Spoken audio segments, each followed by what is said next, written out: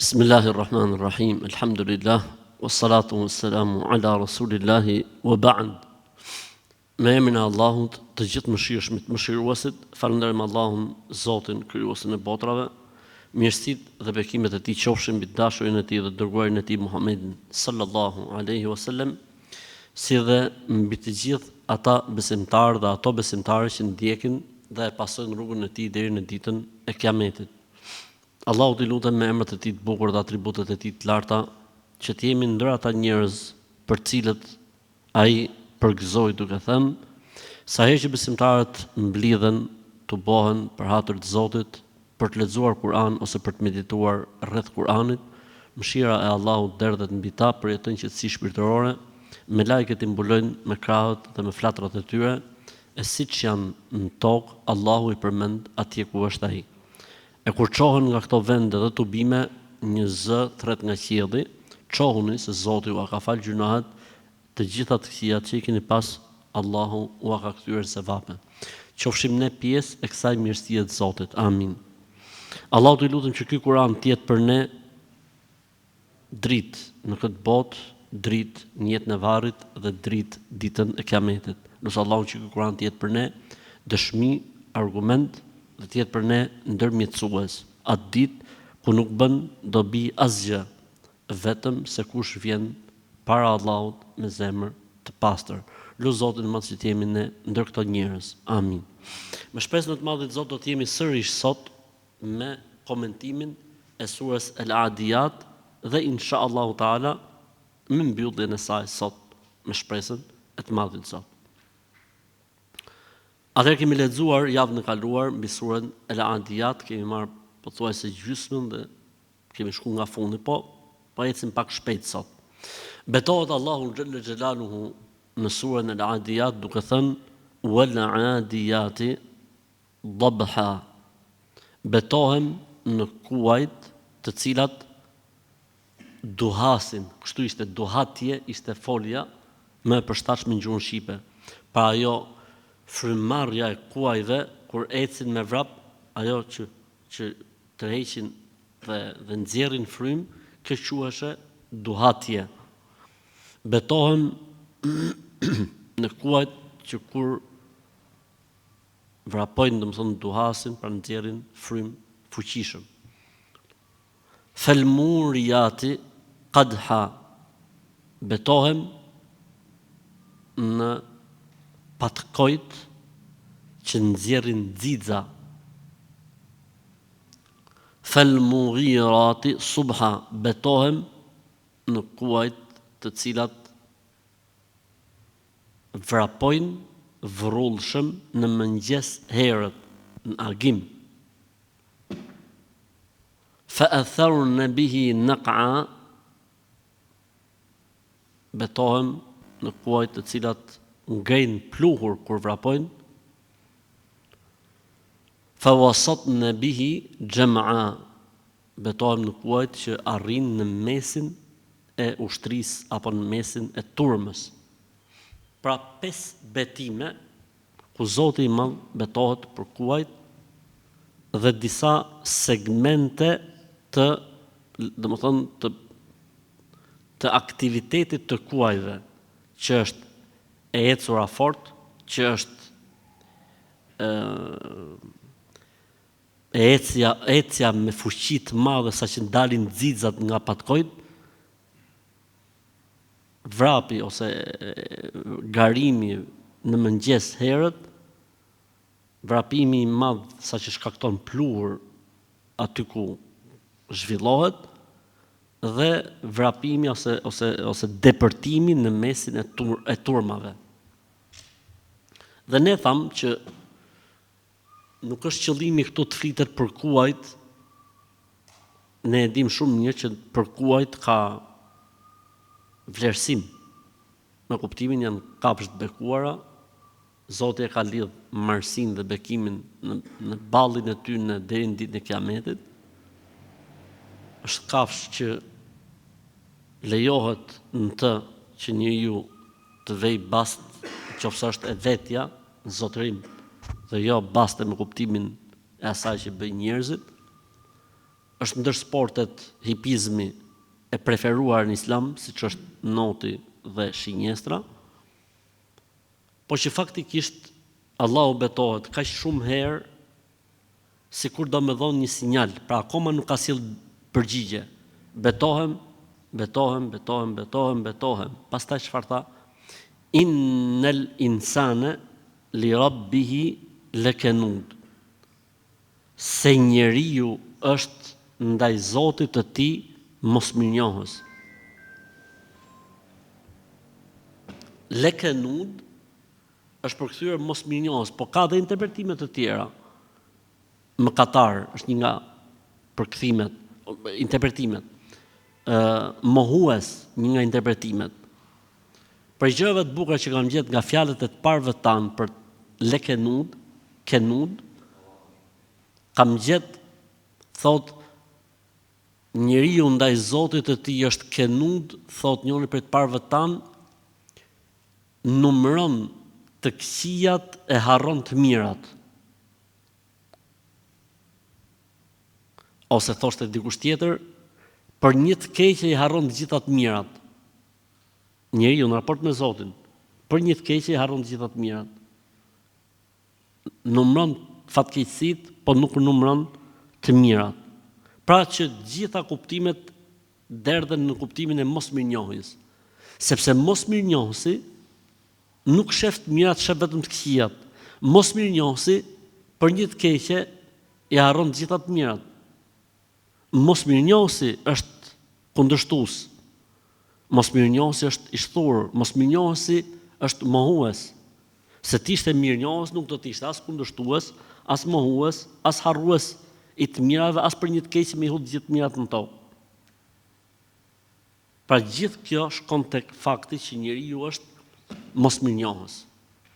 E Zoti i Madh përmeni kuajt, me i thonë njeriu të çfarë bën kali për të Zotin e vet, ecën vrap, ecën mëngjes herët, futet mesin e ushtrisë armike, rrezikon jetën e vet, shkon, vjen dhe humbet shumë, sakrifikon shumë, në emër të kujt, në emër të atij që e ka ushqyer, në emër të atij që e ka treguar ndaj tij për kujdesje.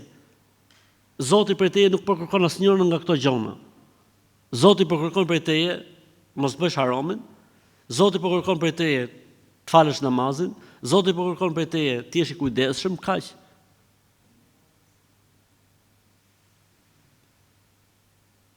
Mirë po njeriu harron, njeriu natyrën e tij është i tillë. Pra, për këtë arsye ti je falëndërues do punë.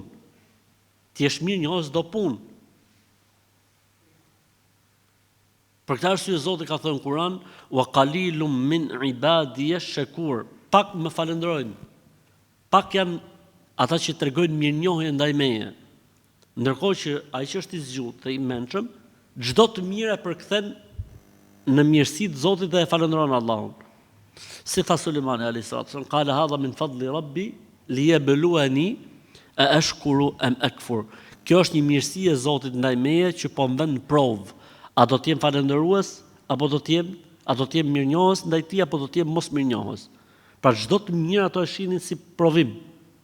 A do të thosh faleminderit o Zot, elhamdulillah, apo do të rrafësh gjoksin, apo do të rrafësh shpatullat e tuaja?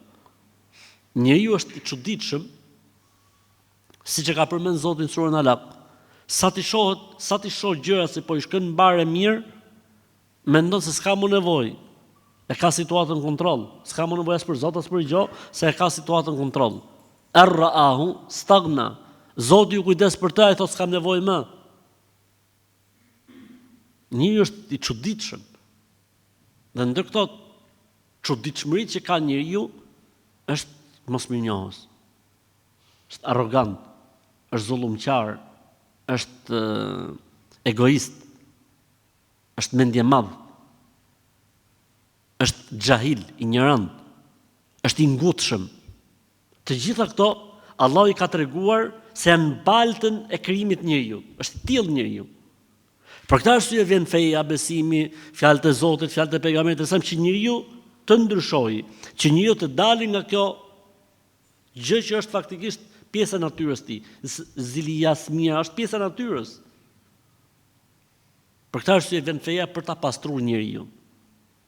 Nga të gjitha këto vese, pra jo vetëm për ta pastruar njeriu nga besimet e kota, jo vetëm për ta pastruar njeriu nga harami, jo vetëm për ta pastruar njeriu nga sjelljet e liga, por për ta pastruar njeriu edhe nga këto vese që janë pjesë e natyrës së tij.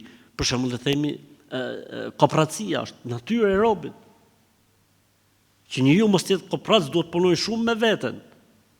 Që të dali nga ngutja, që të dali nga zilia, që të dali nga ignoranca, që të dali nga zullumi, që të dali nga egoizmi, që të dali nga mendjemallësia, që të dali nga të gjitha këto, i duhet shumë punë me veten e tij. Për këtë arsye ne themi, tha Zoti në Kur'an, huwallazi tha Allahu xhalla xhelalu në Kur'an surën për shembull al-Jumu'a që ne e lexojmë pothuajse çdo xhuma, tha Zoti i Madh, itlu alehim ayatihi wa yuzakkihim wa yuallimuhum al-kitaba wal hikma. Për t'ju lexuar njerëzve fjalën e Zotit dhe për t'i dëlirësuar ata. Dëlirësimi nuk është i lehtë. Dëlirësimi do të thotë më u pastru. Edhe në këtë botë më u pastru nuk është e lehtë, apo jo? Në këtë botë më u pastru çfarë duhet? Duhet ujë, duhet shampo, duhet sapun, duhet që më u pastru njeriu. Edhe rroba, nuk është pastrimi i rrobës lejet e aty se pastrohet, përkundër po e le aty me herë më shumë. Por çfarë duhet me bë? Duhet me fut një proces tjetër, që është larja, pastrimi, do t'i hedhësh detergjentët, do t'i hedhësh pastruesit, ndoshta do të ketë nevojë edhe për zbutës që të morë aromë të mirë. E njëjta gjë është edhe me gjunahet e robit. Për këtë arsye thoshin të parët tanë, është për mëshirës së Zotit ndaj robit që gjunahet nuk kanë ngjyrë dhe nuk kanë erë. Se njëherë deshti Zoti i Madh që gjunahet kanë ngjyrë dhe e bon gurin e bardhë xhenetit zi. Dhe merë mend të kishin gjunahet erë, më thonë që do të ndodhte me njerëzit, do të donte njëri të afrohej afër njeriu sepse është shumë e vështirë që njeriu të jetë krejtësisht i pastër.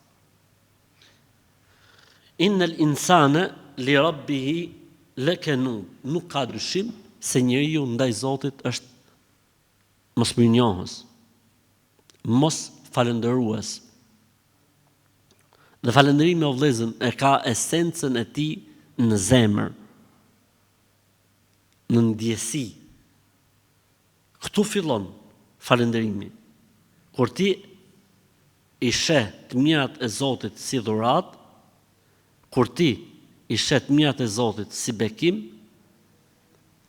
kur ti i sheh mbrojtjet e Zotit ndaj teje, situatave që ti ke parashikuar për veten tënde dhe Zoti s'ti ka bën marr, po të ka bën marr diçka tjetër dhe ti e ke kuptuar që kjo pas e qenë më hajret si një mirësi e Allahut ndaj teje, ta ndjesh këtë gjë me zemër. Pastaj ta deklarosh me gojë dhe thosh elhamdulillah, dhe pastaj këto të mirat të Zotit mos t'i përdorësh për të hidhur Zotin. Nëse ti beson se të gjitha këto janë prej Zotit, mirësi prej tij, mos i përdor për ta hidhuruar atë.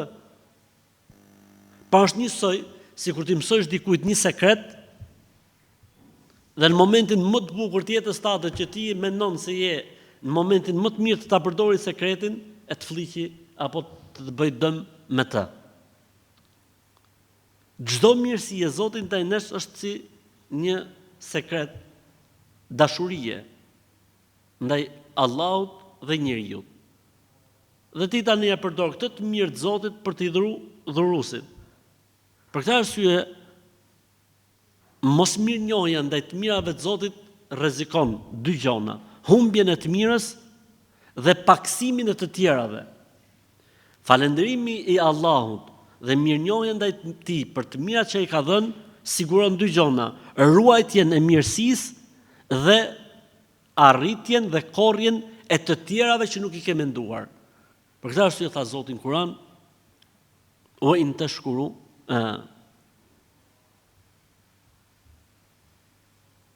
Si është ajeti? "Wala in shakartum la azidannakum." Nëse ju falënderoni, pa dyshim që unë do t'u ashtoj juve. La azidannakum, ky nun në gjuhën arabe quhet nunu taukid. Çfarë do thotë në gjuhën shqipe? si më thon, sigurim, përforcim se kjo gjëja ka për të ndodhur pa dyshim. Nëse falenderoni, unë do t'u ashtoj pa dyshim, është e sigurt që unë do t'u ashtoj të mirat. E kundërta, nënkuptohet. Nëse nuk falenderoni, do t'u paksoj, do t'u mangësoj. Ky është rregulli bazik. A ka përjashtime? Ka përjashtime dhe përjashtimet janë përjashtime sprove. Çfarë do thotë përjashtime sprove, vëllezër? Dikush nuk falenderon e ecën marr. Se duke u sprovu ne tani. Me besimin tonë. Do të tronditemi apo nuk do të tronditemi? Besimtari nuk i mat raportet, po mirë pse ati? Nuk ka lidhje fare. Sepse kur shkoj në varr do të shkoj vetëm, kur jap llogari do të jap vetëm. S'ka punë, po jo se këto për shembull. Siç thon disa njerëz pra, po, qafirat e duke ecë përpara, po çfarë lidhje ka valla? Nuk ka lidhje. Unë kur dal përpara Zotit, për këtë arsye tha Zoti në Kur'an, në surën Ali Imran, la yaghurrannaka taqallubu alladhina kafaru fil bilad mata'un qalil thumma ma'wahum jahannam wa bi'sal mihad. Mos u mashtro me zhvillimin, ecjen e tyre në këtë botë, mos u mashtro. Bukuri e mirësi, po në fund fare do të shkojnë në xhenem, as i vlerë s'ka.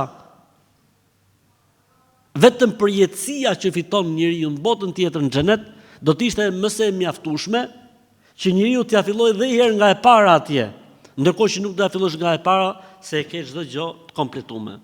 Thjesht përjeto dhe shijo mirësitë e Allahut xhalla xhelaluhu. Innal insana li rabbihi lakanud. Njeriu ndaj Zotit është mosmirë. Për këtë arsye ne themi që imani ka dy pjesë, s'ka të tretë iman. Imani është ose durim ose mirënjohje, falënderim. O do të durosh për të qenë aty ku duhet, për të ruajtur nga ajo që duhet, ose për të përballë me vetë përmbajtje ndaj asaj që të ndodh, 3, ose do të jesh falëndërues me zemër dhe me shpirt, me gojë dhe me gjymtyr dhe duke i përdorur të mirat e Zotit që mos me hidhru atë në kënaqësinë e tij dhe jo në hidhrimin e tij, sepse përdorimi i mirave të Zotit në hidhrimin e tij është mungesë respekti dhe është një lloj mosmirënjohje. Dhe nuk mund të kishte kuptim mirënjohja dhe falënderimi nëse nuk do të ishte shoqëruar me këtë të tretën. Do të ishte e mangët. Pra nuk mund mjaftohet njeriu me një falënderim shpirtënor ose duke ndier apo duke thonë thjesht me gojë alhamdulillah derisa të jetë kjo e mirë e Zotit, këto të mira të Zotit të përdorura jo në hidhrimin e tij. Për ndryshe jemi llafolog. Për ndryshe ne kthehemi në teoricient, në specialista të retorikës. Po kjo nuk bën pesh.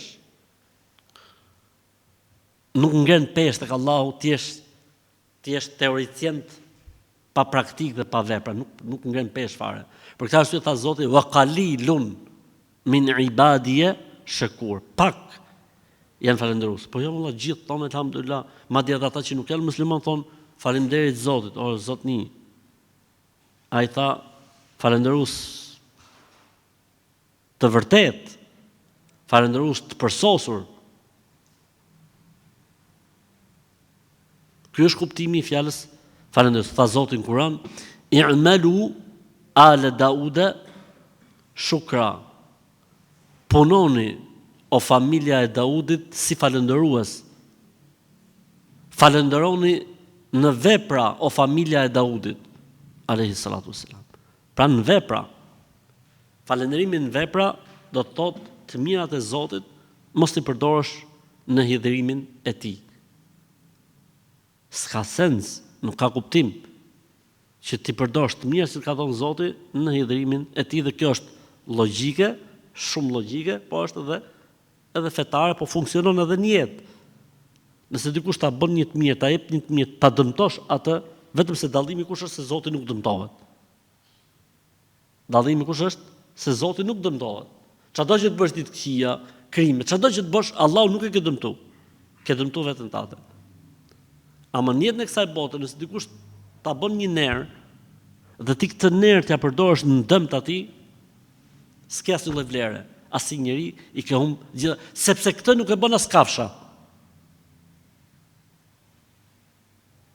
Kafsha më e egër me qenë, në momentin që dikush e ushqen, nuk e sulmon. Për këtë arsye ka një fjalë të bukur Alia Izet Begovici rahimahullahu taala, Zoti më shoh, ka një fjalë shumë të bukur, thotë kafsha më e keqe, thotë, pra gjallësa në kuptimin, është njeriu. Është vetëm gjallësë, thotë, që kur e ushqen sulmon. Kur ngopet, i hapet oreksi për më shumë. Ngopet në herë. Ndërsa gjitha të tjerat, përveç njeriu, po ngop qetësohet. Sa që ka? Ndërsa njeriu i hapet më shumë. Për këtë arsye, më njëherë mas tia jeti, kush vjen, kush përmenet? Paraja.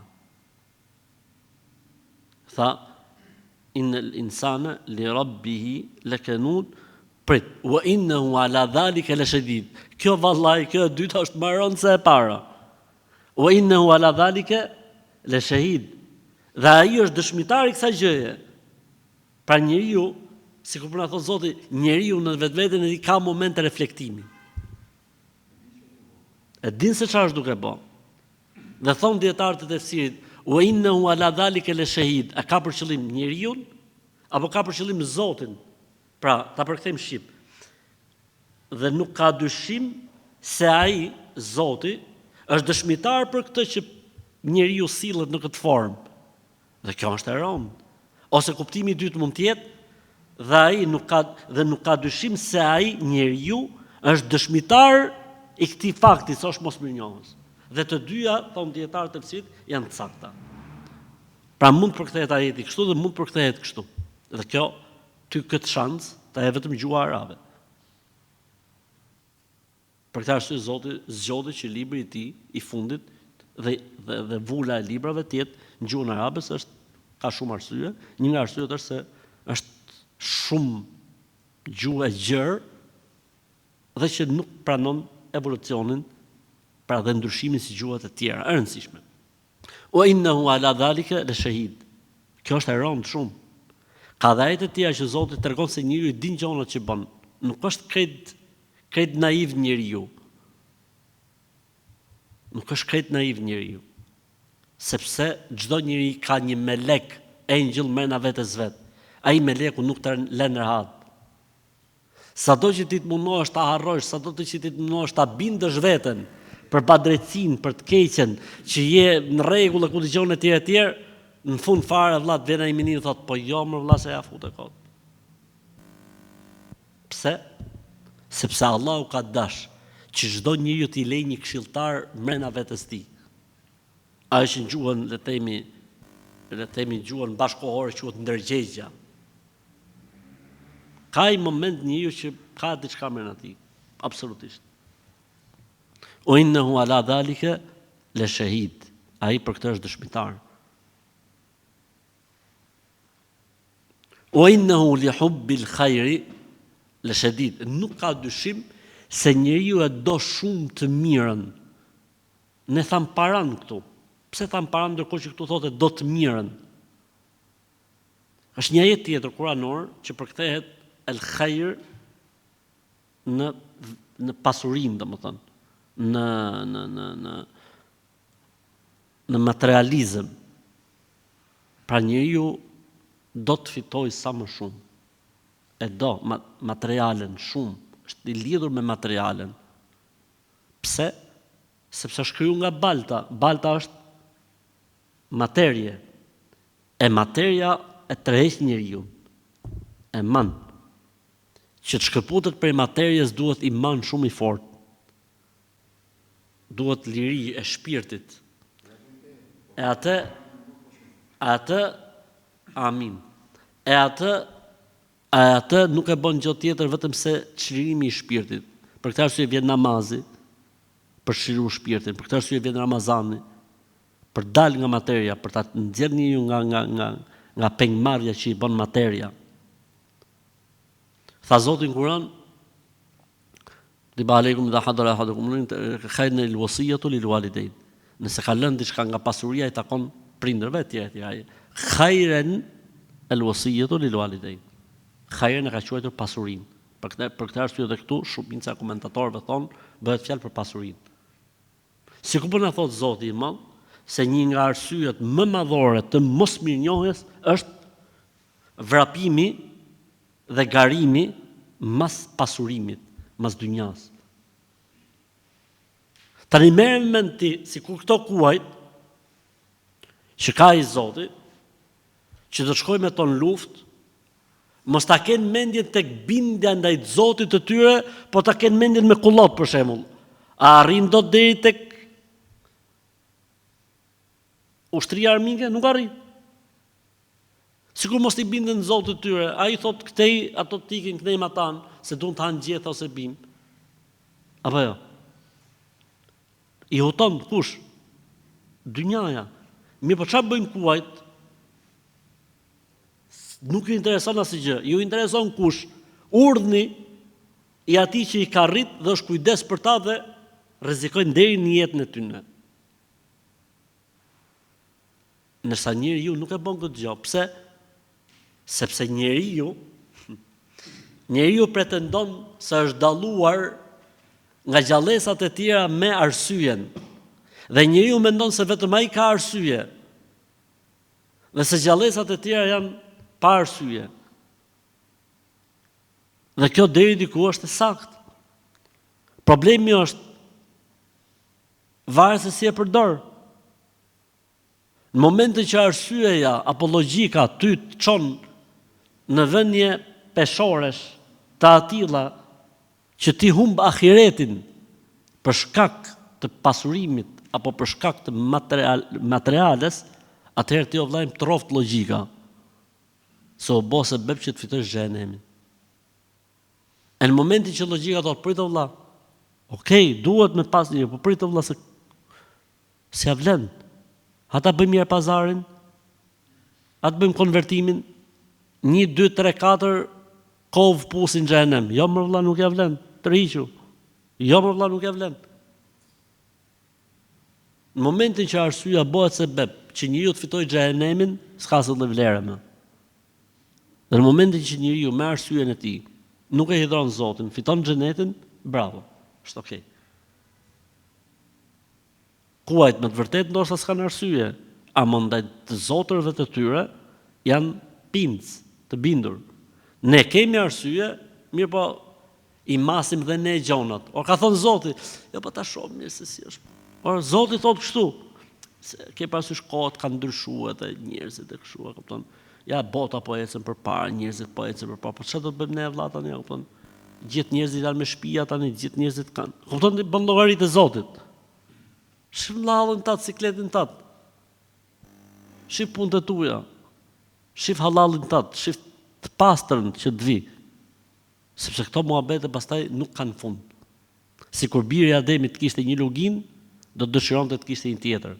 Sikur të kishte 2, do të dëshironte të kishte një tjetër e nuk e ngop njeriu vetëm se dheu në varr.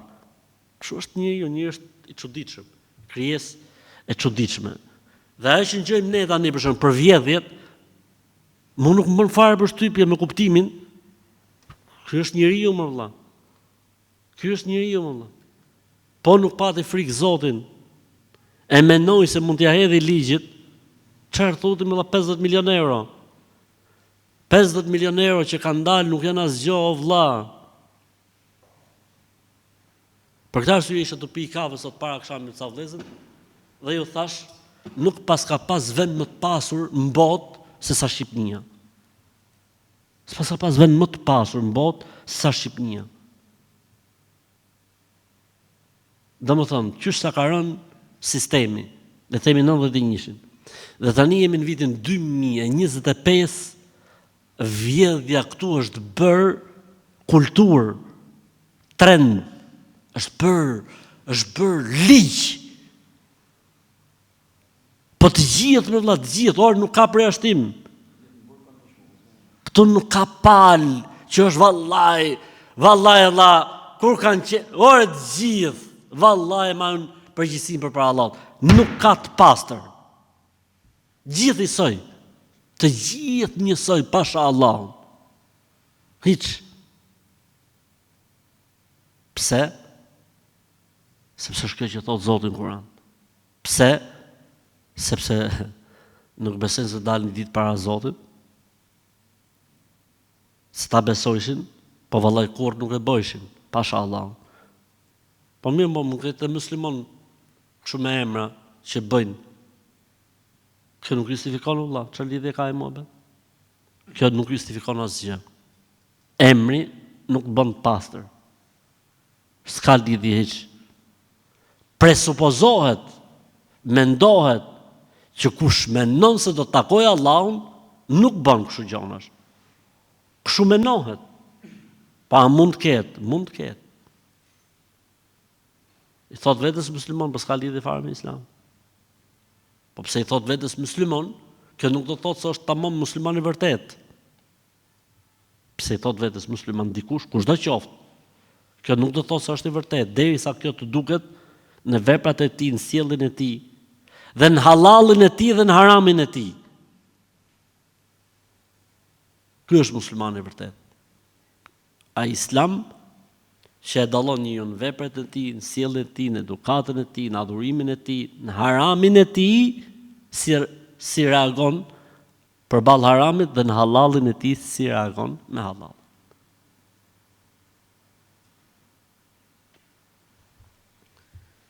Inna al-insana li rabbih lakanud wa innahu ala dhalika lashahid wa innahu li hubbil khairi lashadid.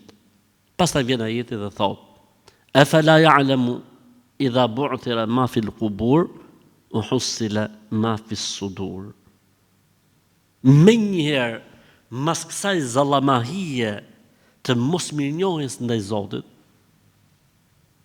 të shthurjes dhe hutis, vjen përkujtimi më i mirë. Kush është përkujtimi më i mirë? E fala ya'lamu idha bu'thira ma fi al-qubur.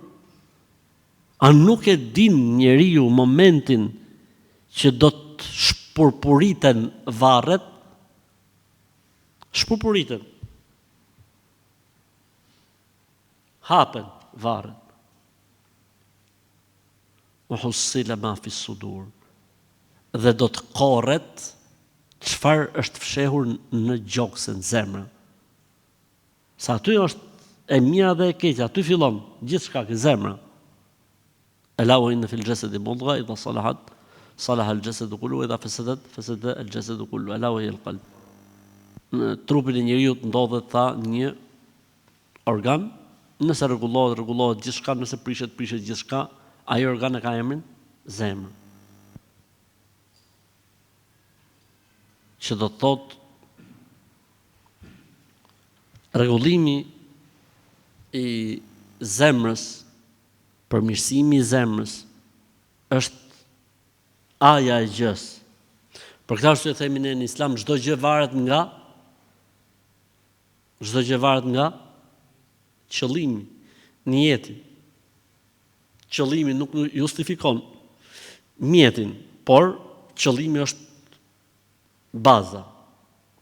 Gjëja më kryesore është qëllimi. Pastaj vijnë gjërat e tjera. Pse e përmeni varrin, dhe pse e përmeni daljen përpara Zotit, dhe pse e përmeni përmirësimin e zemrave, sepse po rregullu zemra, po përmirësu zemra, po përsos shpirti, rregullohen gjitha.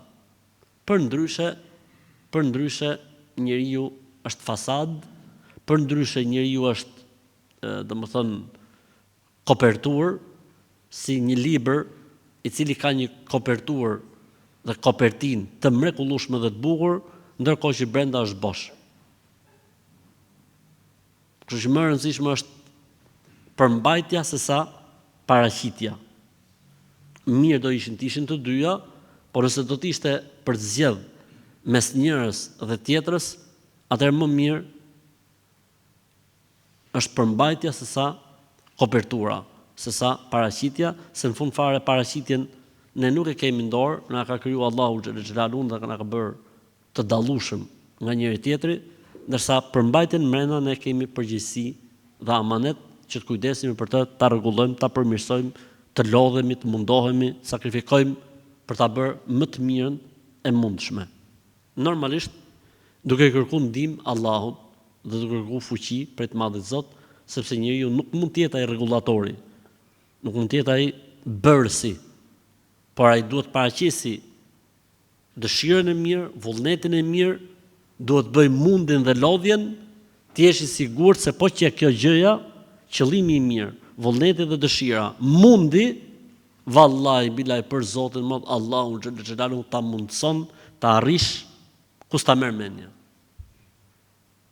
Pasha Zotin, qoftë është qëllimi, vullneti dhe dëshira, dhe njeriu mundohet, pasha Allahun, nuk ka gjë që nuk arrihet me lejen e të Madhit Zot.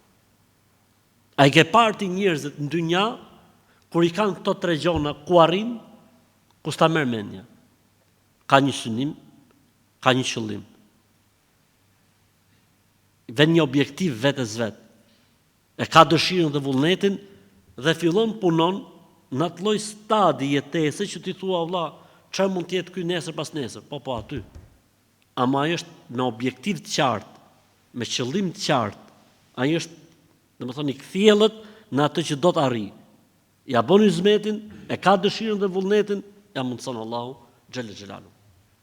Dhe më thuaj ti mu diçka në jetën e kësaj bote që nuk realizohet. Edhe në jetë, edhe në punë të ahiretit, edhe në kënaqësinë e Zotit, vallahi është e njëjta gjë. Nëse njëri ka qëllimin, nëse njëri ka dëshirën dhe vullnetin, nëse njëri mundohet dhe i rrin kokë, ja mundson Allahu xhel xhelalu. Argumenti, tha Zoti në Kur'an, "Walladhina ihtadaw zadahum hudan wa atahum taqwahum." Ata që e kërkuan u dha Zoti. Jo vetëm që u dha, po Zoti do t'i bëjë edhe më shumë se ç'kan kërkuar. Ka thënë pejgamberi sallallahu alajhi wasallam, kush dëshiron një të mirë, Zoti ja mundson. Argument hadithi i saktë. Kush e dëshiron, Zoti ja mundson. Ama fjalët dëshiron nuk është e thatë. Vallai unë du më u bë hafiz Kur'ani. A do më u bë hafiz Kur'anin ti? Po, bismillah. E ke niyetin? Po, për çfarë do më u bë hafiz Kur'anin? Vallai qëllimi im është të kënaq Zotin, edhe të jem në shkallën më të lartë xhenetit. Bravo. Duhet të jem garues me melajket, je në rregull. 1. Ke dëshirë dhe vullnet? Po, kam dëshirë dhe vullnet. E kam. Ndiqet zemra më u bë hafiz Kur'anin, shumë mirë. 2. U realizu. E treta, fillo valla. Fillo, bismillah. Vej programeve të state çdo ditë për mësim dhe për përsëritje. Pasha Allahun, po nuk u bën në kryt vitit hafiz Kur'ani, privit. A ne do më dhe mu bo hafiz, edhe mos me harru, po edhe mos me mësu. Po ja më vlla, nuk ka më shpallje. Për që të vit Xhibrilit, ta thot ty Kur'anin. Po mësë gjenë Xhibrili, harroje. Tha Zoti më dhe Allahu xhel xhelaluhu, "Afala ya'lamu idha bu'thira ma fi al-qubur wa hussila ma fi as-sudur, inna rabbahum bihim yawma idhil la khabir." Nuk ka dyshim se Zoti i tyre, pra Zoti i njerëzve, është atë ditë i mirë ditur, i mirë informuar për çdo gjë që ata kanë vepruar. Po pse sot i din Zoti gjonat vetëm atë dite? Pse ka thonë atë ditë? Ditën e Kiametit Zoti i ditë gjitha. Është i informuar për gjithçka, po sot, edhe sot. Po pse e ka veçuar me atë ditë? Sepse atë ditë do të ketë efekt. Ndërsa në këtë botë edhe s'ka efekt ndonjëherë, si sprovë. Për këtë arsye thot Zoti në Kur'an, për shembull, Maliki Yawmiddin, ë? Zoti mbreti, gjykatësi, ditës së gjykimit, po në këtë botë. Edhe në këtë botë ajo është faktikisht, po këtu në këtë botë i ka lënë të lirë. Këtu në këtë botë ka njerëz që quhen gjykatës. Në këtë botë ka njerëz që quhen mbretër. Në këtë botë ka njerëz që quhen pronari i. Ka në këtë botë, i ka lënë Zoti në këtë botë, tjenë, thot tituj. Është di Kiametit.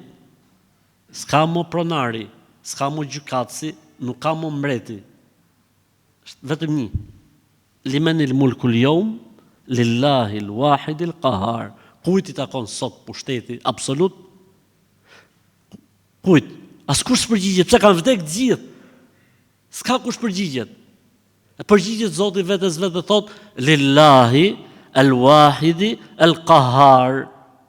Pushteti absolut i takon Allahut, të vetmit, të gjithë pushtetshmit. Pyet për herë dytë, limenil mulkul yawm, kujt është pushteti? S'përgjigjet askush. I përgjigjet vetes vet, pyet për herë tretë, s'përgjigjet askush. I përgjigjet vetes vet, pastaj Zoti jep urdhën kujt?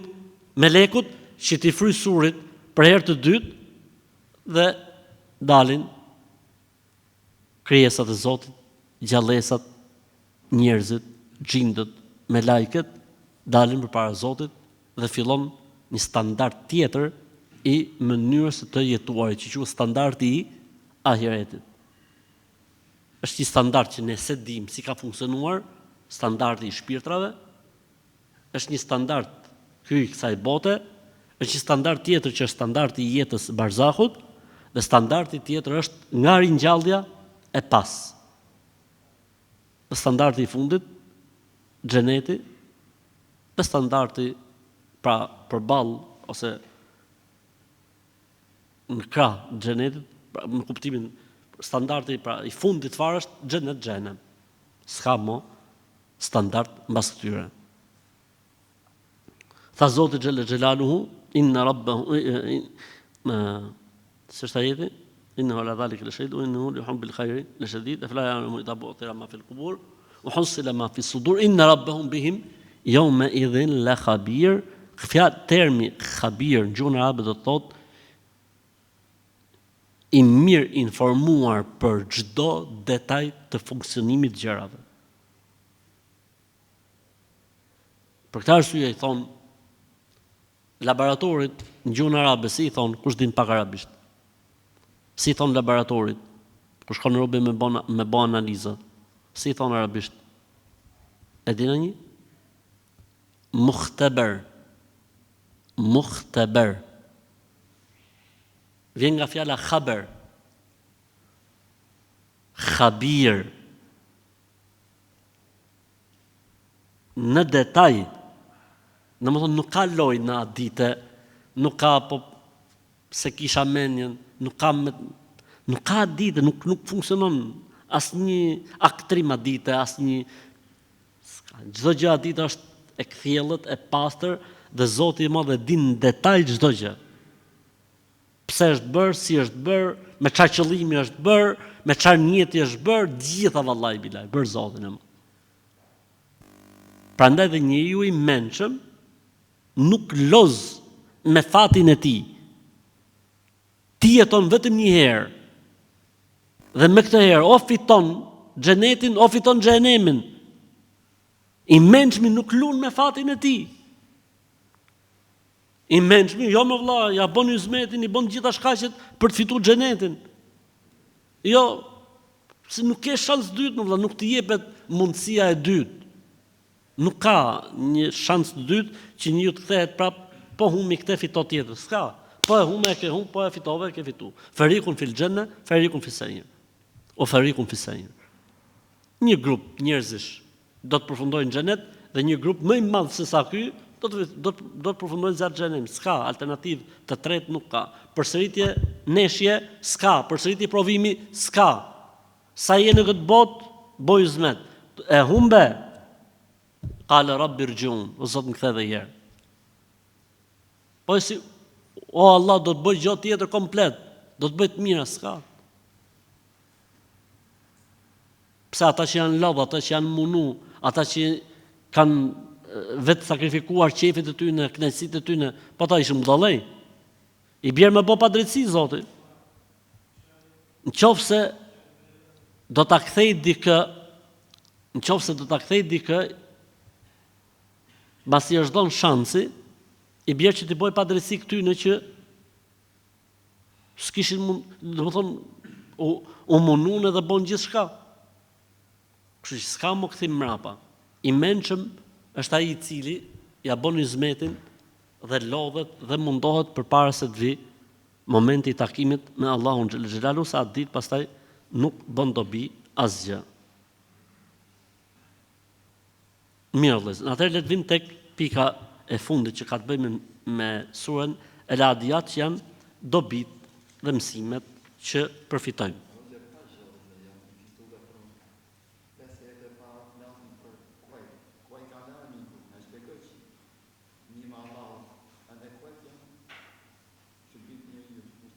S'ka dyshim prej Zotit. Por ne kemi nimën e Zotit që na dallon. Nima, Allahu. Mirë, atëherë le të ndalim pa tek urtësitë dhe mësimet më të rëndësishme që neve na jep kjo sure, pra suratu El Adiyat.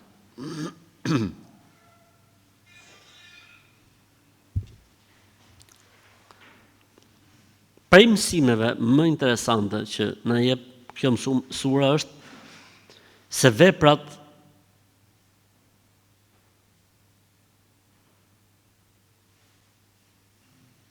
dhe çdo gjë që bën njeriu në jetën e kësaj bote, po nuk që zemra në rregull, s'ka vlerë.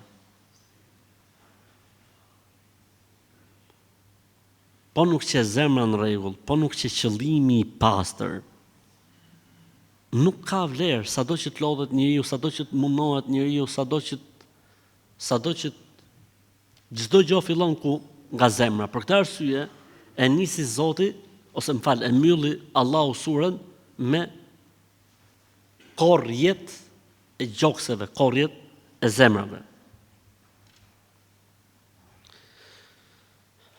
Mësimi i dytë që na jep kjo sura është se kjo botë është një vend provimi. Dhe notat e këtij provimi dhe certifikimi mbi këtë provim do të jetë ditën e Kiametit. Për mësimeve që na jep kjo sura është se Islami nxit që njeriu të jetë i kujdesshëm në çdo hap që ndërmerr në jetën e tij, sepse një gabim mund ta çojë njeriu në disfat shumë të madhe. Prandaj duhet të qeni kujdesshëm.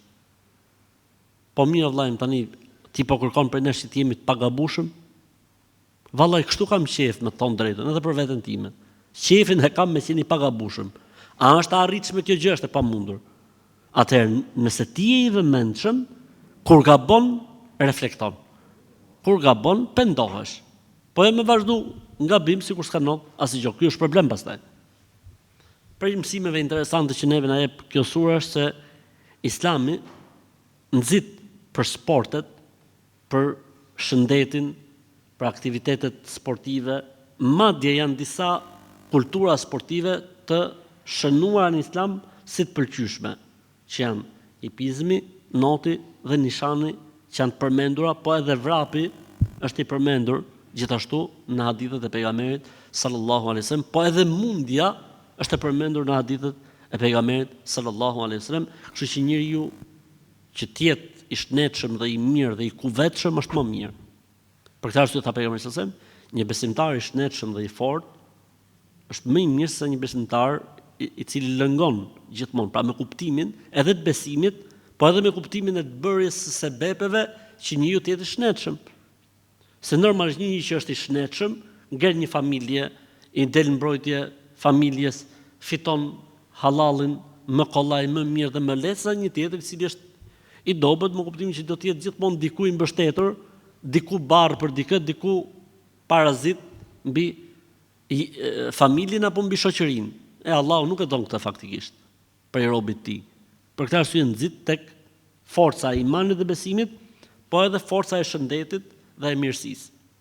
A ka ndonjë argument për këtë? Ajeti ku Zoti flet për mbretin mbas Musait alayhi salatu wasalam. Çfarë thot?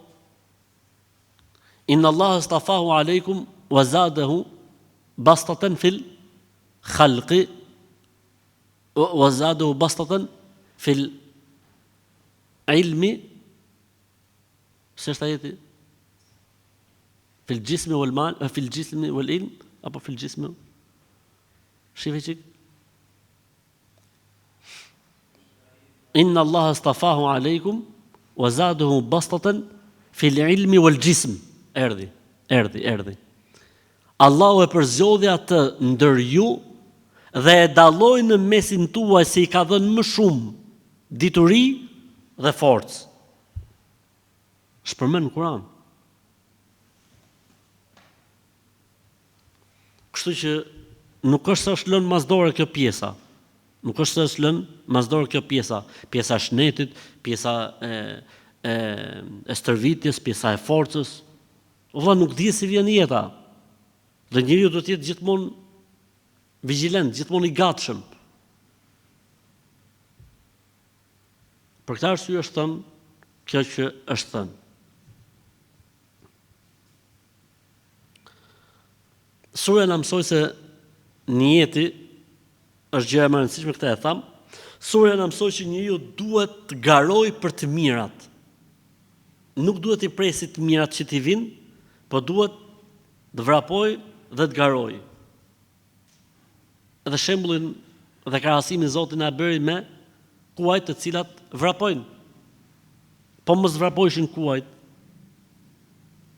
nuk do të kishin njerëzit aq interes për to.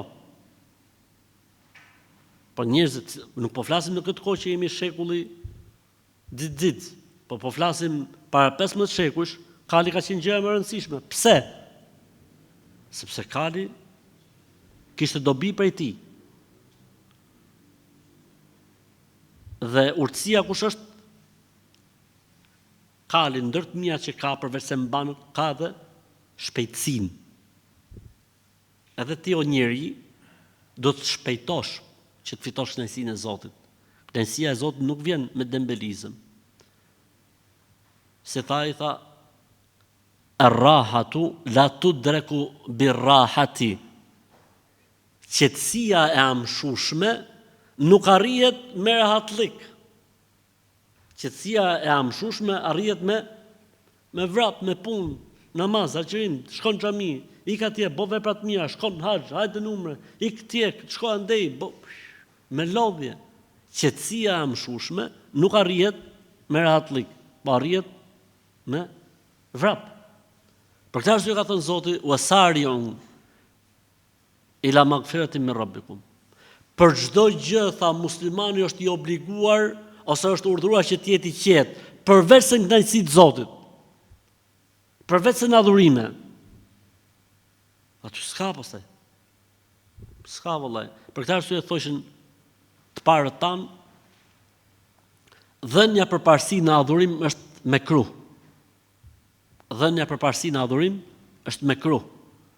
Pra është një adhurim që mund ta bëjnë dy persona. Që të japsh përparësi tjetrit ndaj vetes tate nuk është e pëlqyeshme. Jo haram, po është e papëlqyeshme. Pse? Merr vëlla për vete. Se është nonsens të paraqitesh sikur do të dikë më shumë sa vetë jote. Është nonsens. Bëje vet. Për mësimeve që na jep është rregullimi i kohës. Po ku nxorëm këtë ne për shembull rregullimin e kohës në surën Al-Adiyat, që e vetmja gjë për cilën nuk flitet në surën Al-Adiyat është koha, po flitet diku. Flitet për mëngjesin herët. Për këtë arsye kanë thënë moçmit, dita e mirë duket në mëngjes herët, në agim. Apo nuk është kështu. Edhe njeriu i rregullt duket qysh mjes herët. Po edhe besimtari i mirë duket qysh mjes herët. Një besimtar që e fillon ditën e tij në orën 7 se do të shkojnë në punë apo do të shkojnë në shkollë, sa është student, ky është i dështuar. Besimtari i mirë dhe i vërtet, dhe studenti i mirë i vërtet, dhe punëtori i mirë i vërtet, e fillon me agim. Nuk po them më përpara, se duhet me qenë evlia, i devotshëm e fillu para agimit, po të paktën me namazin e sabahut.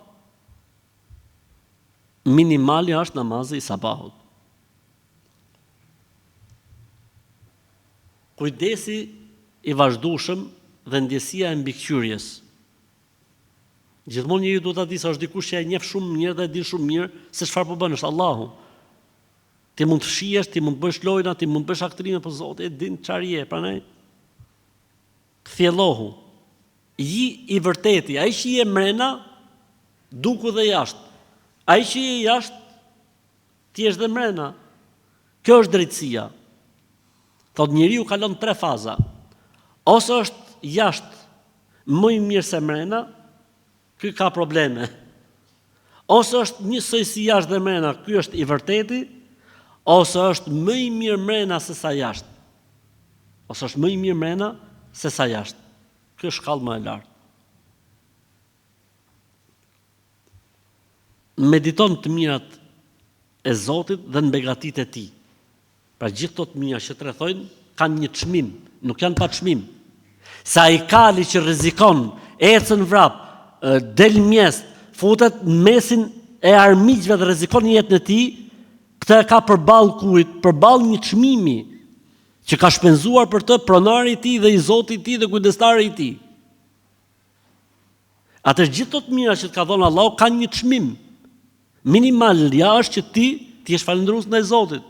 Minimalja është që ti jesh i kujdesshëm ndaj asaj që thot Zoti bëje dhe i kujdesshëm ndaj asaj që Zoti thot mos e bëj. Ka çmim për këtë gjëja, gjithë jeta jote, mirësitë që të ka dhënë kanë një çmim, kanë një pagesë. Mediton këto të mira të Zotit dhe minimalja mos i përdor për të hidhur dhurusin. Për mësimin që na jep neve suratu El-Adiyat është që njeriu nuk duhet mendoj se ka siguri të përhershme. Është vështirë që njeriu të mendojë njeriu se është i sigurt. Si mund të jesh i sigurt? Nuk je ti ai që menaxhon dhe administron gjithçka në detaj. Ti mund të bësh sebebet, ti mund të lutesh, po në fund fare je i Allahu. Atëherë, kujdes. Suratu Al-Adiyat na mëson që muslimani duhet të ketë ambicie të lartë. Duhet të ketë ambicie të lartë. Dhe ambicia e tij e lartë duket në shfrytëzimin e tij të mundësive që i jep Allahu xhalla xhelaluhu. Për mësimeve që na jep suratu Al-Adiyat është që njeriu nuk duhet të mbështetet në këtë botë se s'ka si vlerë te Allahu. Mund të ta heqë Allahu në moment. Se s'ka vlerë te Allahu. Ti mendon se ke humbur shumë, falimin, s'ka as edhe vlerë tek Allahu xhalla xhelaluhu. Për mësimin që na jep suratu Al-Adiyat është që njeriu duhet të jetë fisnik dhe bujar. Se çdo gjë e ka prej Allahut, atëherë nganjëherë ty Allahu të vën provë me të mira që të ka dhënë. A do të tregohesh ti me të mirat e Zotit ndaj teje? A do të tregohesh ti me të mirat e Zotit ndaj teje me njerëzit, siç është treguar Zoti ndaj teje apo jo? Kjo sure na mësoi gjithashtu se s'ka palodhje. Sa je në këtë botë nuk ka palodhje. Kjo sure na mësoi gjithashtu se s'ka pa sakrificë. Kjo sure na mësoi gjithashtu se mirësitë fillojnë me mëngjes herët, e tham pak më përpara. Kjo sure na mësoi gjithashtu se sprova është ajo që bën dallimin. Përndryshe janë gjithë mirë. Si ta i tha, kam shumë shok. Ke shumë shok i tha, mirë tha. Merri çik në telefon të gjithë shokët të thuj, ç'a të bëj se kam bë një krim. Hajde pak e shtëpia se duhet ju marr mend. Si t'ja bëj? Vetëm një erdhi, gjithë shokët u mçefen. Tha, kuptova birë, tha se kush është shoku tamam. Ai që erdhi me të thonë këshill, me të ndihmu etj. Se për drek, për darkë, për dasëm, vinë gjithë, bëhen gjithë. Puna, pra sprova bën dallimin dhe ne jemi gjithë në sprovë, provimi jep rezultatet. Se para provimit gjithë janë mashallah burr. Kur vjen provimi, pastaj bëhet dallimi. Kush ka qenë i dalluar me të vërtetë dhe kush ka qenë, si më thon, ai që ka mësuar dhe ka qenë, si më thon, i kujdesshëm, krahasim atë tjetrin që është i lodhur, pa ama kështu ka qenë rregull në shkollë, kështu i pispillosur, i hekurosur, e i parfumosur, në fund fare e merr pesën me paterica.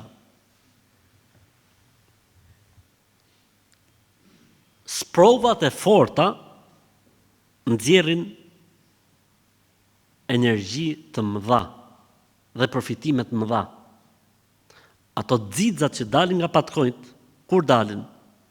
Masi bëhet një fërkim në ecje e sipër mes kujt, mes patkojve dhe kujt dhe gurëve dhe dalin xixat.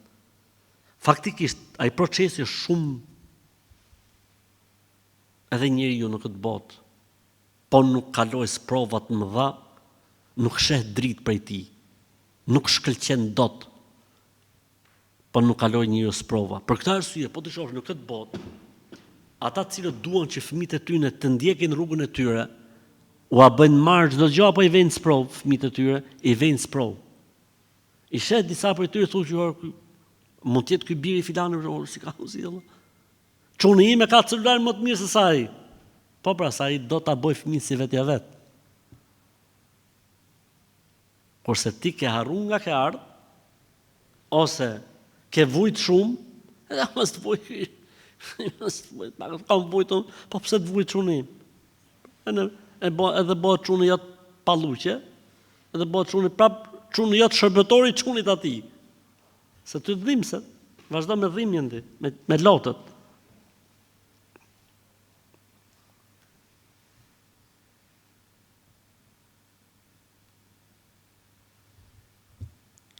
Prej mësimeve që na jep suratu el-Adiyat është se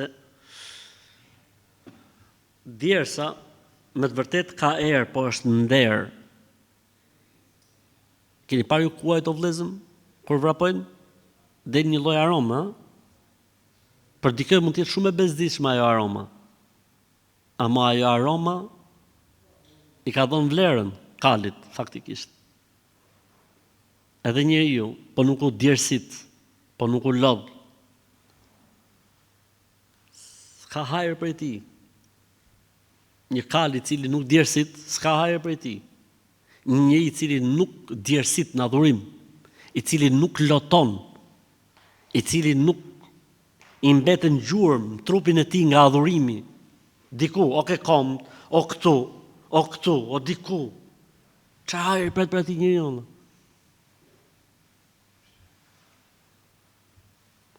S'ka si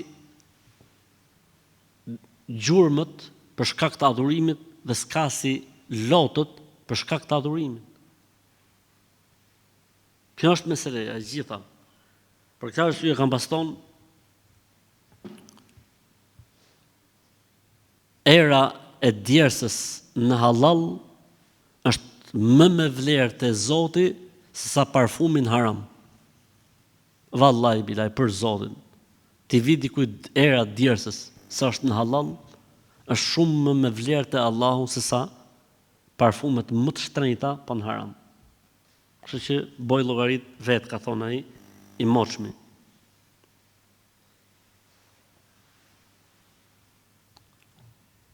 Tymi tregon se ka zjarr, thot populli, apo jo? Dhe pluhuri tregon se ka që lëvizin. Kështu është edhe puna e atyne që lodhen dhe mundohen. Mund të ketë prej atyne gabime, mund të ketë prej atyne situata të pakëndshme, po ai që punon do të gaboj. Ai që punon do të gaboj. E disa mirë do ishte, sikur këto kuajt, kur vrapojnë dhe futen mesin e ushtrisë armike, mos kishte dhe pluhun, që t'i shohin marmiq tamam, po s'bohen pa të gjitha. Kush punon edhe gabon. Mirë po, ky pluri vjet në beshore apo nuk vjet në beshore? A thot në një luftë që është këto kuajt në mytën e pluhur? S'do me e dit njëri, pse? Se s'ka vlerë hiç përballë kujt, përballë asaj që po afron ky kali për mirëqenie dhe për jetë. Kështu edhe ti o njëri, nëse dikush punon për fenë e Allahut dhe gjatë punës ti të vazhdueshme ka pluhur, mos shif pluhunin, në të falë të Allahut, shif punën, shif sakrificën, shif jetën e tij që po e çon në fenë e Allahut. Mos u kap se tha se s'tha, sepse njerëzit shu janë, merren me pluhunin, nuk merren me punën.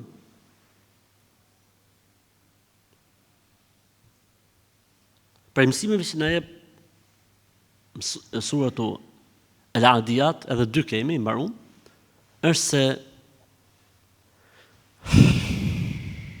s'ka hajër për gjumit, vallahi billahi, për Zotin. Por them s'ka hajër për gjumit, nuk kam për qëllim që trim pa gjumë, se kështu lumensh pastaj, do të më fillu me kokrat, por kam për qëllim për atij gjumit të panevojshëm të tepërt.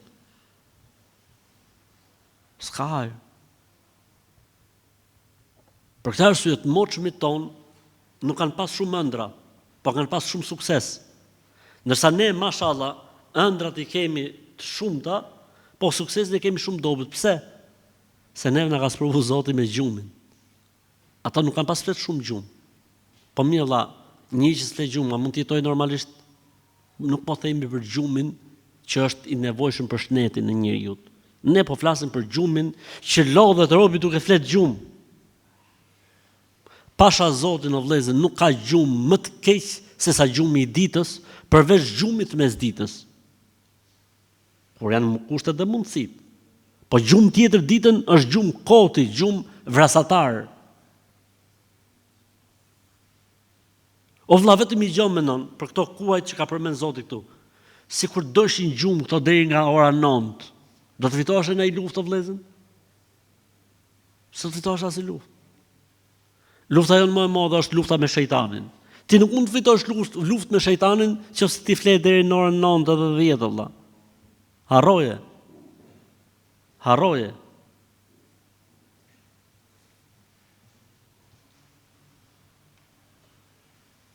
E fundit fare, që është prej okay. E fundit fare, kur tha Zoti, fa wasat nabihi jamaa, arrin në mesin e turmës. Unë tani kam bëj përkthim kësaj mesit turmës. Kam thonë në zemër të keqes. E keqja nuk rregullohet, po nuk u shkul.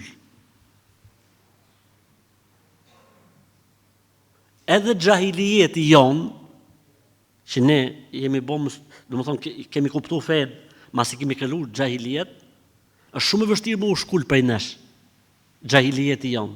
Pse? Sepse nuk i kina shku deri në rënjë. Për këtë arsye dhe kemi ca kështu trashëgimi xhahilijeti. Ama u bon këta me na mësu neve. Ama nga kanë ardhur këta. Këta janë ato, këta janë engjujt në trupa njerëzish. Ama mos e na mytën këta. Xhahilijeti i pastër, ignorant, a me parulla ignorancë dhe unë jam akoma gjallë në mesin tuaj, na mytën për Zotin. Ignorantët, me këto lloj gjonash. Xheneti nuk fitohet tham pa djers e me gjumë. Vuajtjet në këtë botë do të thotë se Zoti po të përzgjedh për diçka që është më e mirë për ty se sa gjendja jote që ti je në të aktualisht. Dhe e fundit fare, jo gjithmonë mirësit janë argument se je afër Zotit dhe i dashur i tij, dhe gjithmonë fatkeqësit dhe sprovat janë argument se je larg Zotit apo i urryer për të. Nuk është kjo botë, mirësitë e saj dhe sprovat e saj, të mijat e saj dhe të këqijat e saj, as pak parametri matës i pozicionit të njeriu të krijuesi i tij. Zoti na falt dhe na mëshiroft, e Zoti lëshoft minë mëshirë sa jemi gjallë, Zoti lëshoft minë mëshirë kur të jemi në varr, e Zoti lëshoft minë mëshirë ditën kur do dalim përpara tij dhe e boft vendin e mëshirës, vendbanimin ton të vërtet. Amin.